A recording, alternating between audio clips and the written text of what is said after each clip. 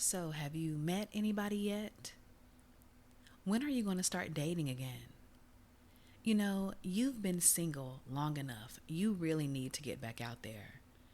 I'm sure that you'll find somebody. We are so tired of hearing that, right?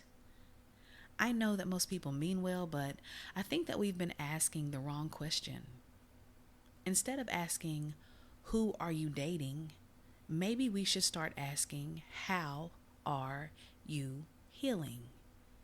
Because there is something that I need us to stop believing. Being single isn't a waiting room, it's a workshop. You are not sitting around waiting for someone to choose you. You are rebuilding your standards, repairing your boundaries, learning your patterns, and strengthening your peace. You are becoming the person who won't settle for almost ever again. You see, I don't think that this season is delaying your future. I think it's preparing you for it.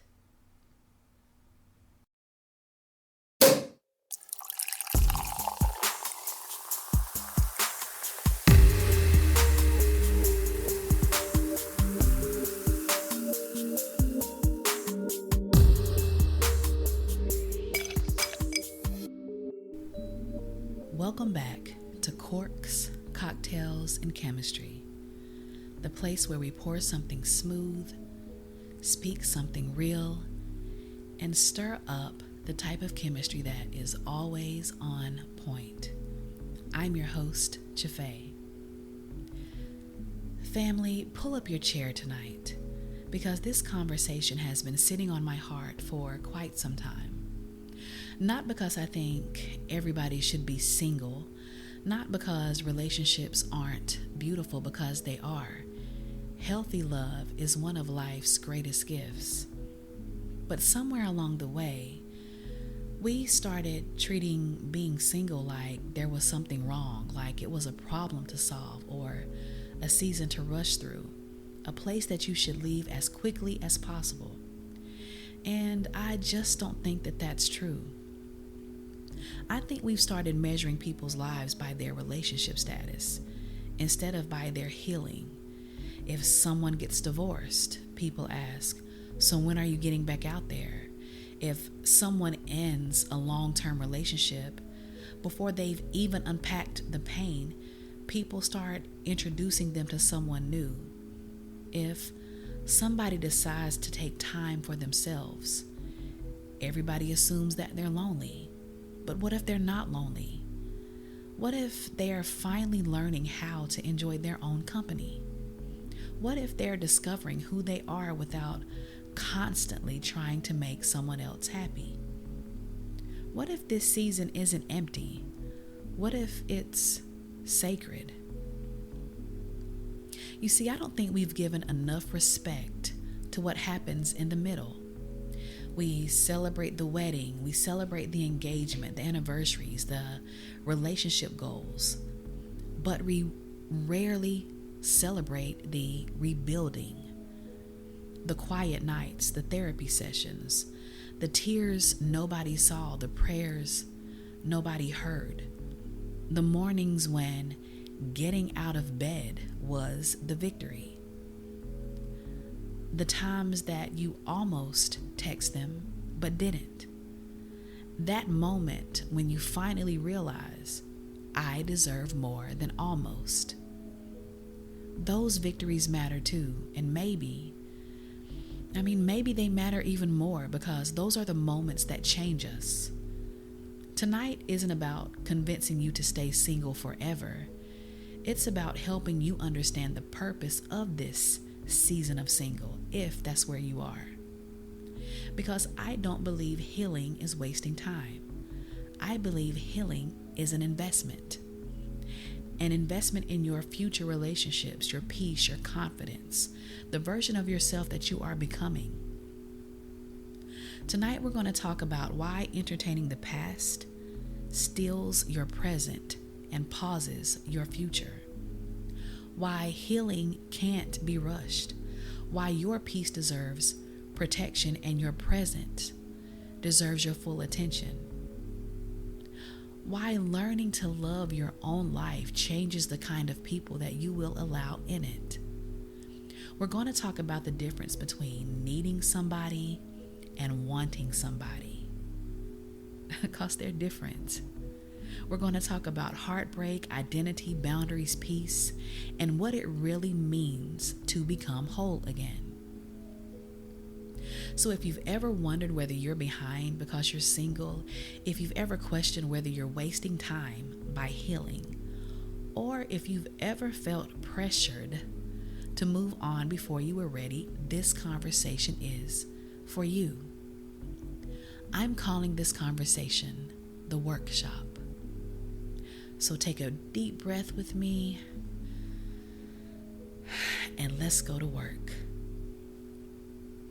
Now, before we pour the drink or light the cigar, I need to check the room. Not your relationship status, not your dating profile, not whether somebody texts you today. I want to check your heart. Because there are a lot of people walking around saying that they're healed when really they're just distracted, and there's a difference. Healing is intentional. Distraction is temporary. Healing asks the hard questions. Distraction avoids them. Healing doesn't mind sitting in the silence. Distraction keeps the television on. It keeps scrolling. It keeps dating. It keeps staying busy. It keeps doing anything so that it doesn't have to sit alone in its thoughts. So let me ask you something. When was the last time you sat in complete silence, without reaching for your phone, without checking social media, without wondering what that ex is doing, without imagining a conversation that will probably never happen, or replaying the breakup for the 100th time? Because let me tell you, if your mind is always living somewhere else, it can never fully live in the present. And that's where so many of us get stuck. Our body is in today, but our heart is still living in yesterday. We're physically present, but emotionally absent. We are still carrying conversations that ended months ago. We are still arguing with people who already left.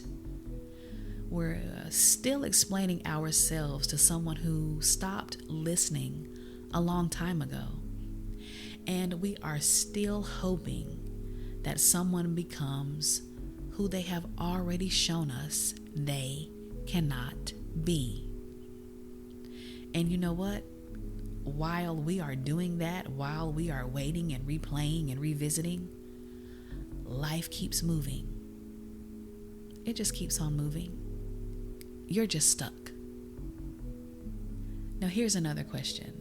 Are you actually lonely, or are you uncomfortable with being alone? Because those aren't the same thing. If every quiet moment feels unbearable, maybe it isn't because you're missing another person. Maybe it's because you're missing yourself.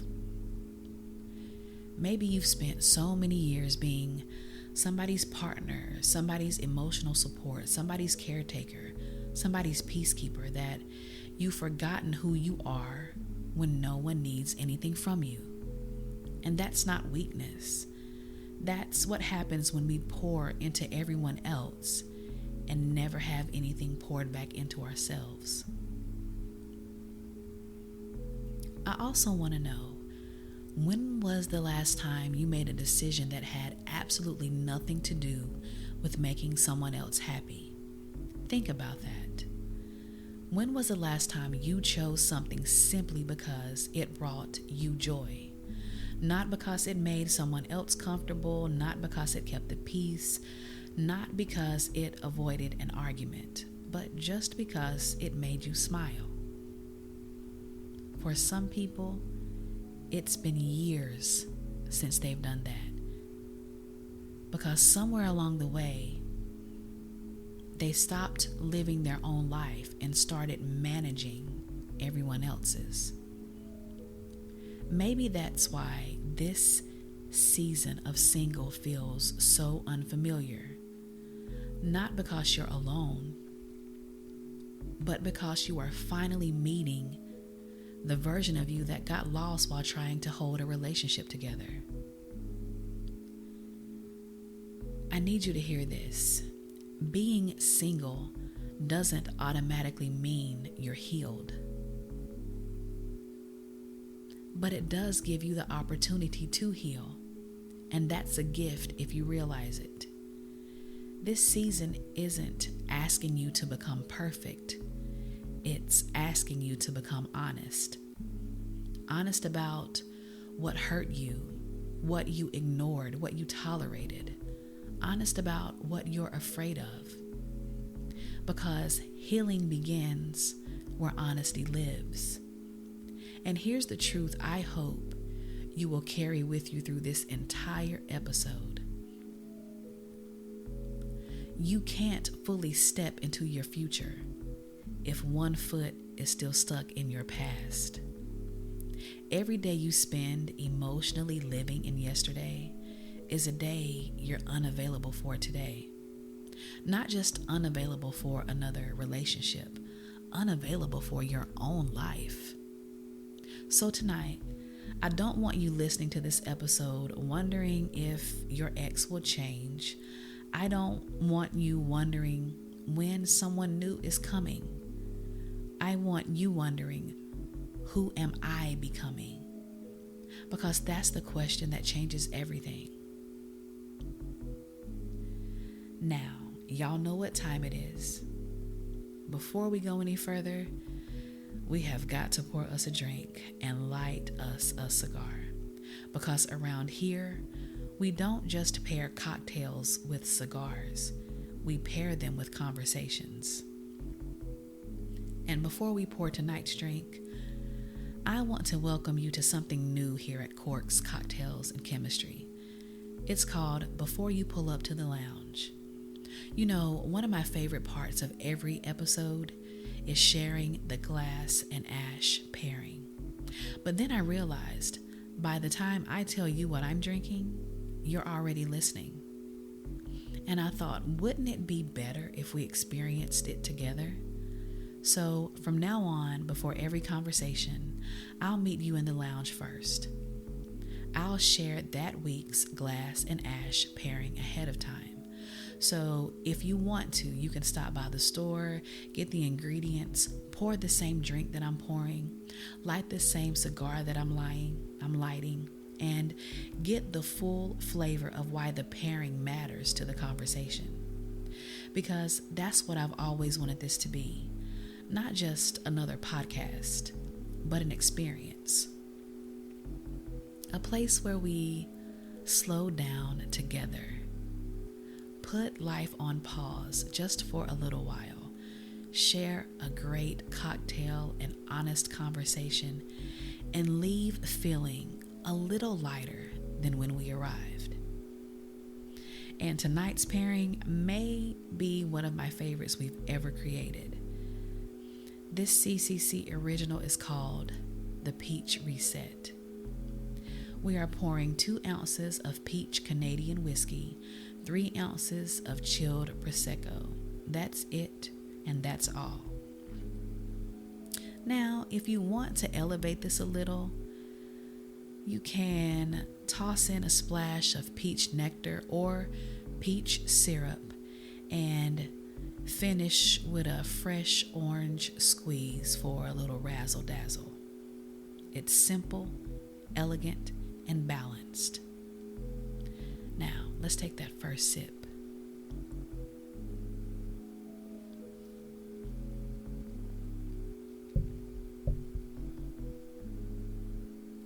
Do you notice what happens?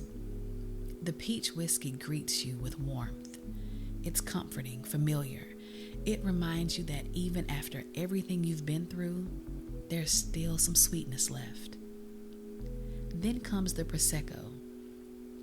It's light, crisp, refreshing. It lifts the drink.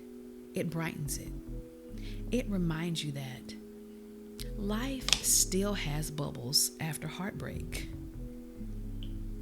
And then there's the peach nectar.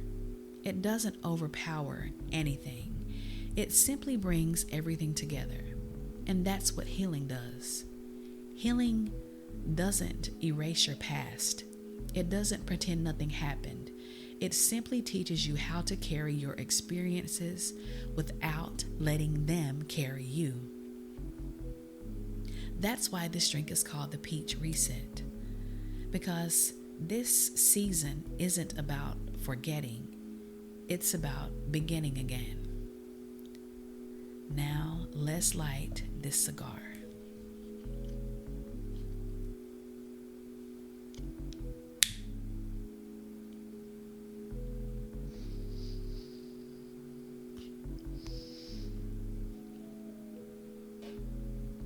Tonight we are pairing this with a mild to medium Connecticut cigar. Creamy, smooth, hints of cedar, a little vanilla, just enough spice to keep it interesting. It invites you to slow down, and that's exactly why this cigar belongs with tonight's conversation. Because many of us have become addicted to intensity. We mistake butterflies for compatibility. We mistake anxiety for excitement. We mistake inconsistency for chemistry. We mistake emotional highs and lows for passion. And then when peace finally shows up, we think something's wrong. We think it's boring. But maybe peace is just unfamiliar. This Connecticut cigar doesn't hit you over the head. It doesn't rush you. It doesn't compete with the drink. It simply burns slow, steady, and consistent. You know exactly what you're getting from beginning to end. Isn't that the kind of relationship we are all hoping to build? One where you don't have to wonder. One where you don't have to decode mixed signals. One where consistency is normal, not a special occasion. I think that's one of the greatest lessons healing teaches us. Peace doesn't always announce itself. Sometimes peace arrives quietly. It doesn't chase you. It doesn't confuse you. It doesn't keep you guessing. It simply shows up day after day, steady, reliable, consistent, just like this cigar. So as you sip tonight's Peach Reset, and as this Connecticut burns nice and slow, I don't want you thinking about who broke your heart. I want you thinking about the life you are building from right here. This pour isn't a goodbye to your past. It's a toast to your future. So settle into your chair, take another sip with me, and let's enjoy the moment.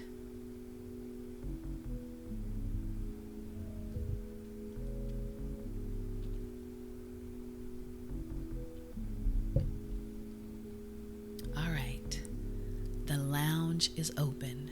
Now let's get into tonight's conversation. We're going to break this down part by part. Let's call part 1, Stop Entertaining the Past. All right, now, family, can I ask you something? How much of your life have you put on hold waiting for something that may never happen? Waiting for the apology, the explanation, the closure. Waiting for just one more conversation that you believe will finally make everything make sense.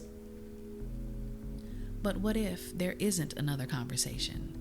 What if the last conversation was the last conversation?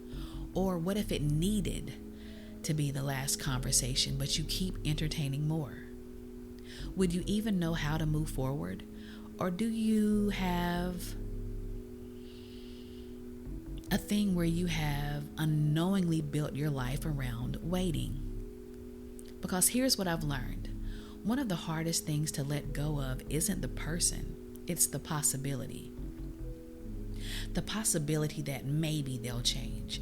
Maybe they'll realize what they've lost. Maybe they'll come back and apologize and be exactly who we need them to be. But most times we aren't holding on to people, we're holding on to their potential. We're holding on to a future that only existed in our imagination. We're grieving a life that never actually happened. The version of your future you had already started decorating in your mind. And I'm not saying that that's not real loss, because it is. And it does deserve to be grieved. But grief and attachment are not the same thing. Grief says, I'm hurting because something mattered. Attachment says, I can't imagine my life without it. Healing teaches us the difference. Now, here's something else we don't talk about enough.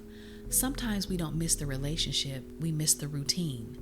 The good morning text, the phone call on the drive to work or the drive home, having someone to send a funny meme to, someone who knew your favorite restaurant, who knew your coffee order, or who witnessed your day. Sometimes what we miss isn't romance, it's the familiar. Being familiar is a powerful pull, even when it wasn't healthy. That's why people go back. They don't typically go back because the relationship was so good. They go back because the routine was comfortable. And the human brain loves what's familiar. That's why people return to relationships that broke them. Because certainty can feel safer than uncertainty, even when it hurts. Now, can I lovingly challenge you? Stop calling it closure when what you really want is another chance. When you say things like, oh, I need closure. It's done. It's over. It's closed. What more do you need? It's done. Finito.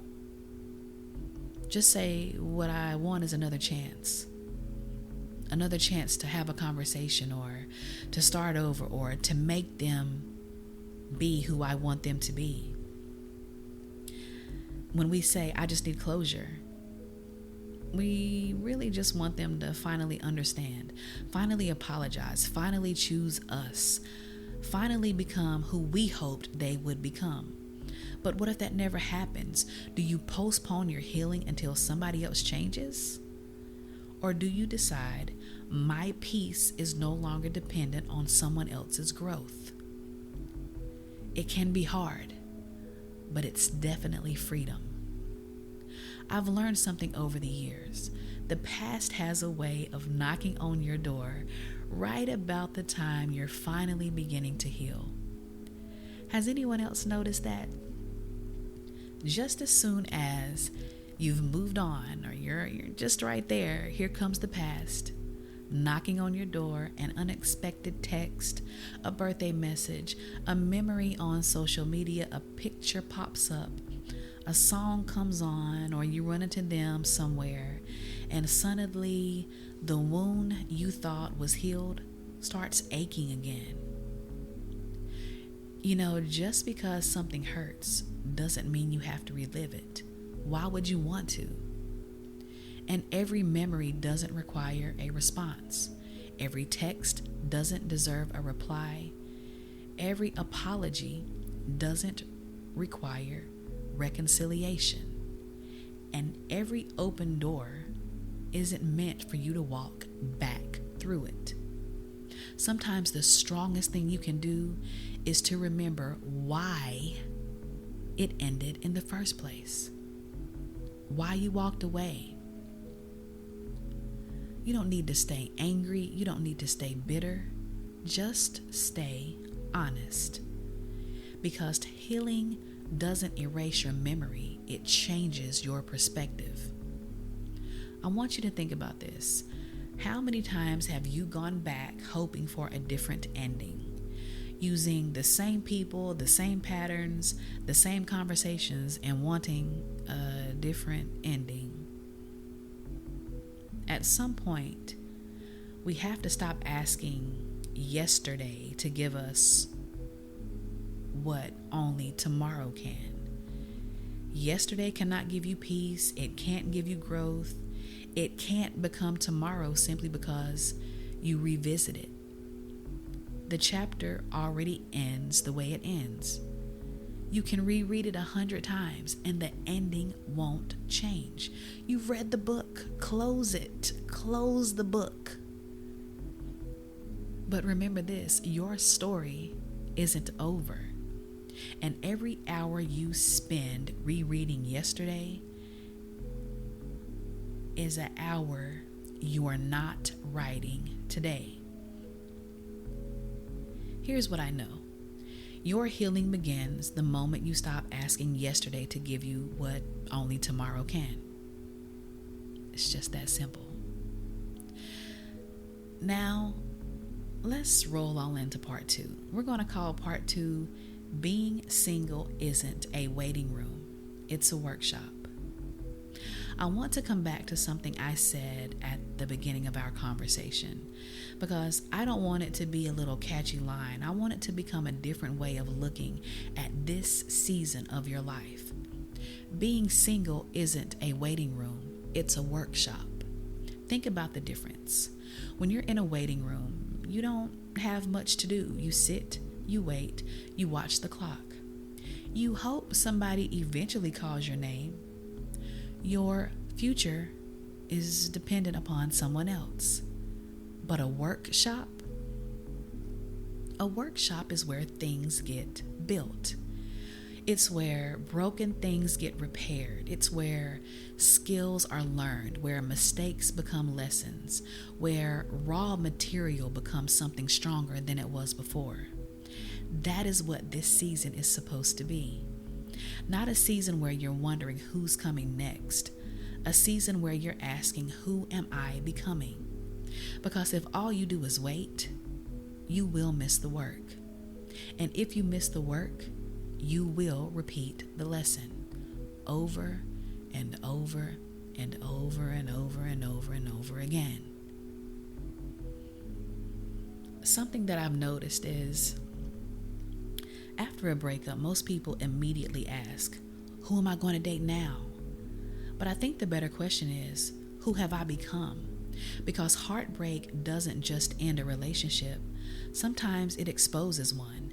It exposes the parts of you that you've been hiding, the parts of you that stayed quiet to keep the peace, the parts of you that accepted less because you were afraid of losing someone, the parts of you that confused being needed with being wanted and being loved.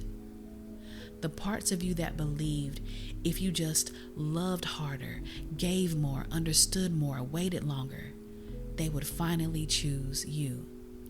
And that's exhausting. I know it's exhausting. I've been here. And somewhere in the middle of trying to hold on to someone else, you slowly let go of yourself. I don't think enough people talk about what happens to your identity after heartbreak. You don't just lose a relationship. Sometimes you lose the role you've been playing, who you are. If you're no longer somebody's husband or wife, who are you if you are no longer somebody's girlfriend or boyfriend? If you're no longer the fixer, the caretaker, the peacemaker, the one who always called first, the one who always carried everyone's emotional weight.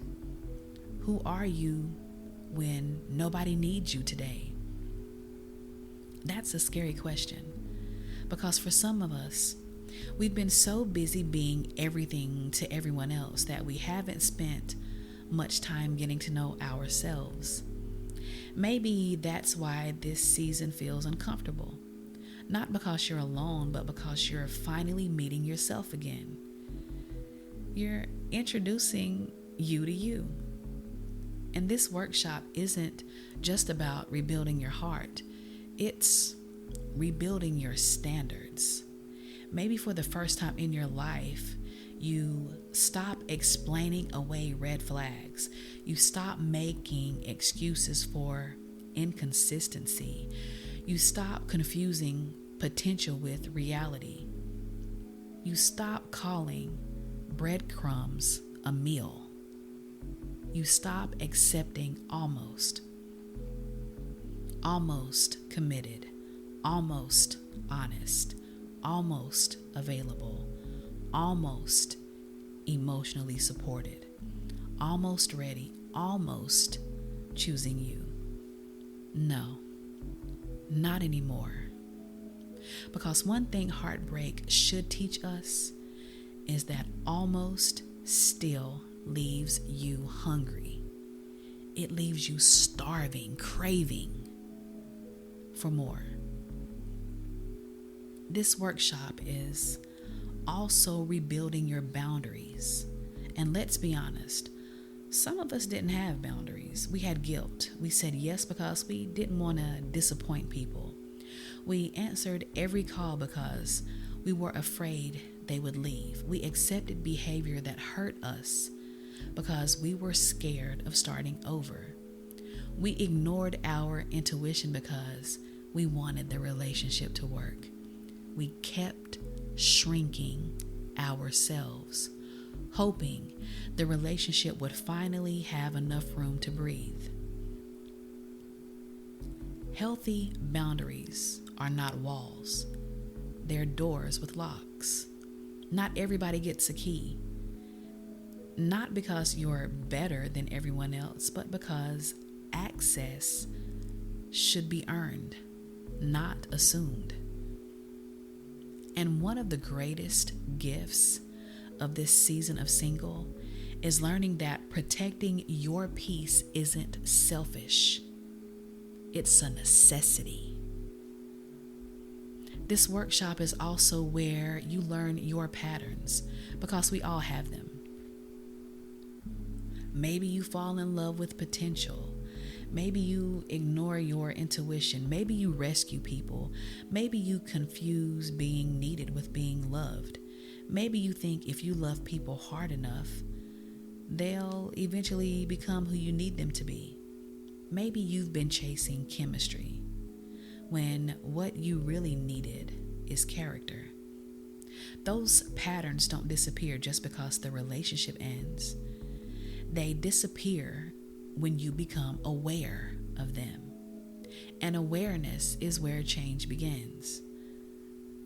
I want to say something that I hope stays with you long after this episode is over. This season isn't asking you to become perfect. It's asking you to become prepared. Prepared to recognize healthy love, to communicate differently, to choose differently, to walk away sooner when your peace is threatened, to stop abandoning yourself just to avoid being abandoned by someone else. Because here's what I believe. The purpose of the workshop isn't to make you afraid to love again. It's to help you love from a healthier place than you did before. Not from fear, not from loneliness, not from desperation, but from wholeness. And don't rush through the workshop because you're anxious to get to the grand opening. Strong foundations are built slowly. And the version of you that's being built right now is worth every day that this season requires. Because when love finds you again, it shouldn't meet the version of you that was broken by your past. It should meet the version of you that was rebuilt because of it. Now, let's sip and smoke before we talk about what to do with the life that's in front of you today.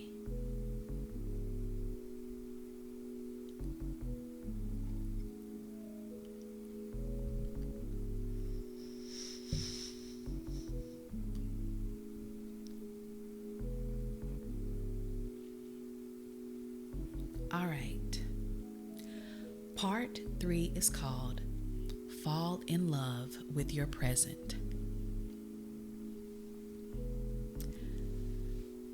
I think one of the greatest tragedies after heartbreak is that people stop living while they're waiting to feel alive again. They convince themselves, I'll travel when I'm in a relationship. I'll decorate the house when I have someone to share it with. I'll go to that restaurant when I have a date. I'll be happy when. Can I tell you something? One day, that saying one day has stolen more joy than almost anything else. Because while you're waiting for life to begin, life is happening right now, today, on that Tuesday afternoon, on that random Saturday morning, that quiet evening when no one's calling. Your life isn't on pause. Your relationship changed. Your life didn't. That's an important difference. Sometimes we think we're waiting on another person when we're really waiting for permission. Permission to smile, to laugh, to enjoy ourselves without feeling guilty. Permission to stop carrying the weight of what happened. But no one else gets to decide when your life begins again but you.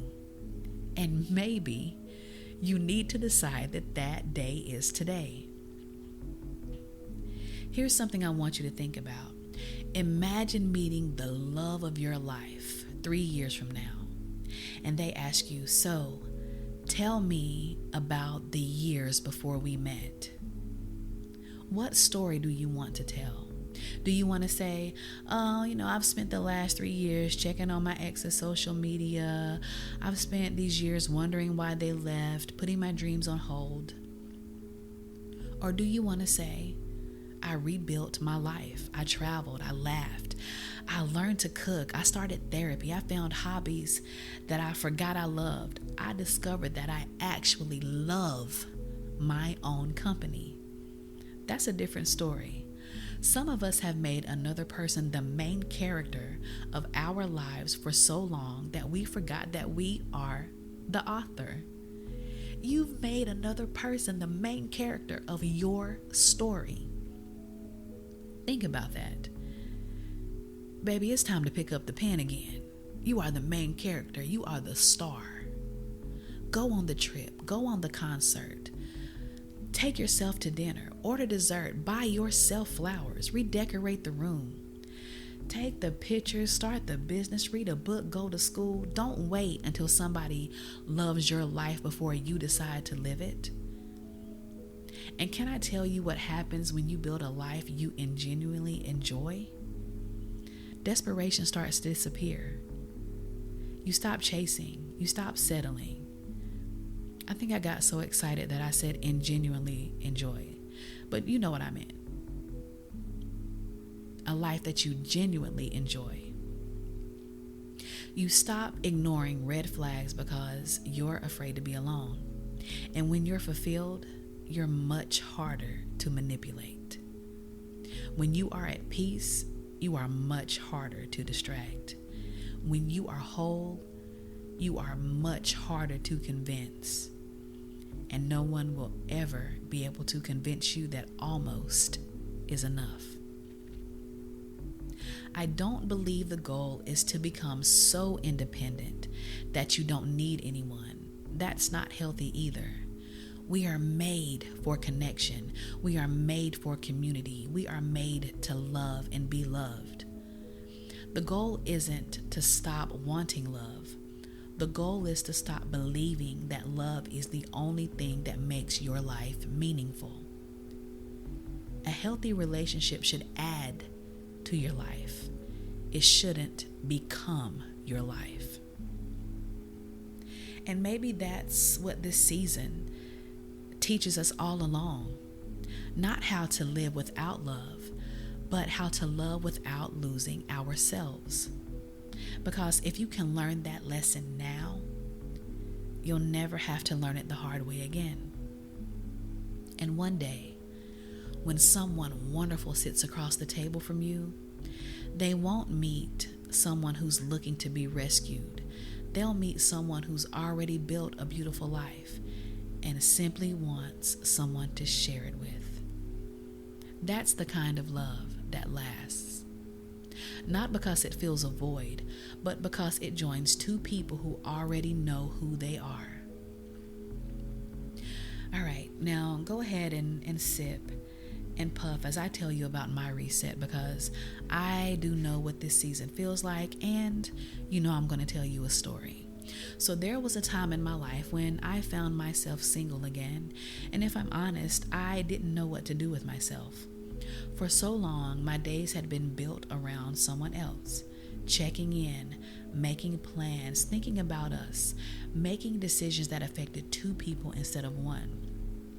Then one day, it was just me. And at first, I thought what I missed was the relationship, but as time went on, I realized something. What I really missed was having somewhere to place my love. I had spent so much time loving someone else, encouraging them, supporting them, thinking about them, that I had forgotten how to pour all of that back into me. That realization hit me harder than the breakup ever did, because I started asking myself questions that I had never asked before. What do I enjoy? Not what do we enjoy? What makes me laugh? What kind of music do I like when no one else gets to pick the playlist? Where do I want to travel? What do I want my home to feel like? Who am I when I'm not trying to make someone else happy? And I ain't gonna lie, those questions were uncomfortable because I didn't have quick answers. I had spent so much time being a partner that I hadn't spent enough time being me. So I started small. I started taking myself out. And let me tell you, the first time you walk into a restaurant by yourself, it can feel awkward. You think everybody's looking at you. You wonder if people feel sorry for you. You almost turn around and leave. But then something happens. You realize ain't nobody thinking about you. You order your meal, you sit there, you breathe, and you realize everybody else is living their own lives. And that was the time I gave myself permission to live mine. I started taking drives with no destination. I started listening to music that reminded me who I was before life got so heavy. I started saying yes to things that brought me joy and hell no to things that didn't. I laughed more, I rested more, I prayed more. I stopped feeling guilty for enjoying my own company. And somewhere along the way, I stopped waiting because I didn't believe that I didn't want love. It wasn't that. And not because I stopped wanting it, but because I stopped believing that my life couldn't be full without it. There wasn't one magical morning where I woke up healed. Healing didn't happen like that. It happened in little moments. The day I realized I hadn't checked my phone to see if they called. The day I heard our song and smiled instead of cried. The day I made plans without wondering if someone else would be there. The day I looked around my life and realized I actually love me. And that was the reset. Not because another relationship showed up, but because I showed up. I came back to myself. And looking back now, I'm grateful that I didn't rush that season. Because if I had, I probably would have repeated the same patterns with someone new. Instead, I learned something that changed the way I love. Love should never require me to lose myself. Compromise, yes. Growth, absolutely. Sacrifice, sometimes. But disappearing completely? Nah, never again. And that's what the workshop gave me. It didn't just prepare me for another relationship. it introduced me to a version of myself that I never want to lose again. All right, now let's go into the final part. I'm calling it What Healing Looks Like for Him and for Her. So let's cross worlds for a minute, because heartbreak may hurt all of us, but we don't always heal the same way. For a lot of men, healing looks like movement. They'll throw themselves into work, projects, the gym, staying busy, fixing things, building things. Not because they don't care. Sometimes it's because slowing down means feeling everything they've been trying to outrun. And for many women, healing looks a lot different. They want to talk through it, write it down, cry it out, call their friends, replay the conversation, search for meaning, or try to understand what happened. And neither approach is wrong, they're just different. But here's where we misunderstand each other. Women may look at a man who's always busy and think he never cared, when the truth might be, he doesn't know how to carry pain unless he's carrying something else too. Men may look at a woman who is still talking about the relationship months later and think, why can't she let it go? When the truth might be, she isn't holding on to the action. She's trying to make sense of the experience. Healing doesn't always look the same. But healthy healing does have something in common. Eventually, you stop making your ex the center of your story, and you become the center, and that's where real healing begins. I want to say something to the ladies. Don't rush into another relationship because you're tired of eating alone. Learn to enjoy the table, because the woman who enjoys her own company doesn't settle just because someone offers her a seat. And to the men, don't mistake distraction for healing. You can build the business, lift the weights, buy the truck, work all the overtime you want. But if you never deal with what broke your heart, you'll carry all of that hurt into every room you walk into. Healing isn't about acting like it never happened. It's about making sure it doesn't keep happening. And that's the difference. So, I'm going to give you a little chemistry moment for tonight's episode, and it's called the Workshop Inventory. I want you to grab a notebook or open the Notes app on your phone and answer these questions honestly. What did my last relationship teach me about myself? Not about them, about me. The next question, where did I ignore my own needs? Next, where did I abandon my peace? The next question, what boundaries do I need to build before I let someone else into my life? Next, what standards am I no longer willing to negotiate? Just 2 more questions. What parts of myself have I neglected that deserve my attention now? And this one really isn't a question. I just want you to finish this sentence. When the next person meets me, I hope they meet someone who... ... Don't rush your answer, because that's the person you're building in this workshop. So as we come to the end of this conversation, I want you to pick up your glass. Take a look at it for a second. Because tonight, this isn't just a drink, it's a reminder. A reminder that life can still be sweet even after it's been bitter. So let's toast. Here's to every person who chose healing when settling would have been much easier. Here's to every lonely Friday night that became a lesson instead of a relapse. Here's to every text you never sent, every door you didn't reopen, every tear that watered the ground where your confidence would eventually grow. Here's to rebuilding your standards, protecting your peace, trusting your instincts, and learning your worth.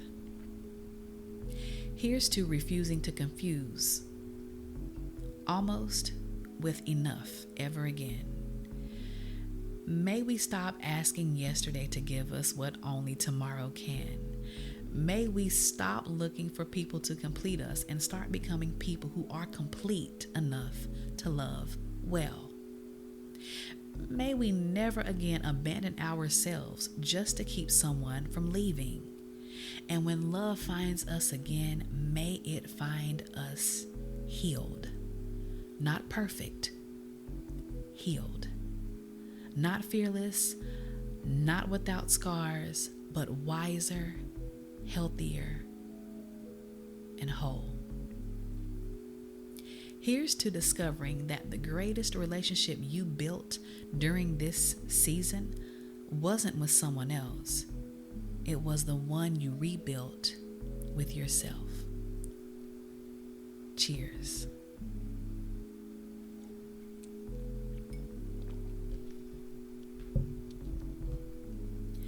You know, when we started this conversation, I told you that being single isn't a waiting room, it's a workshop. I hope by now you understand what I meant by that. This season isn't here to punish you, it's here to prepare you. It's where your standards get built, your boundaries get stronger, your confidence returns, and your peace becomes non-negotiable. And maybe, for the first time in a long time, you remember who you are. Don't rush through this season because someone else is rushing you. Don't let social media convince you that you're behind. Don't mistake someone else's timeline for your assignment. Take your time, do the work, ask the hard questions, laugh again, travel, dream, rest. Build a life that feels good before someone else ever steps into it, because the healthiest relationships aren't built by people who were desperate to escape being by themselves. They're built by people who learned how to be whole. And here's the beautiful part. The workshop doesn't close when someone walks into your life.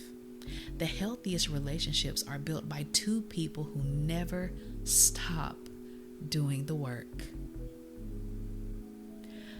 So if this season finds you single, don't waste it. Use it, build in it, grow in it. Because one day you're going to look back and realize the season you were so anxious to leave was the season that changed your life. Until next time, keep your glass full, your mind open, and your chemistry confident. The next round's on me. Don't be late.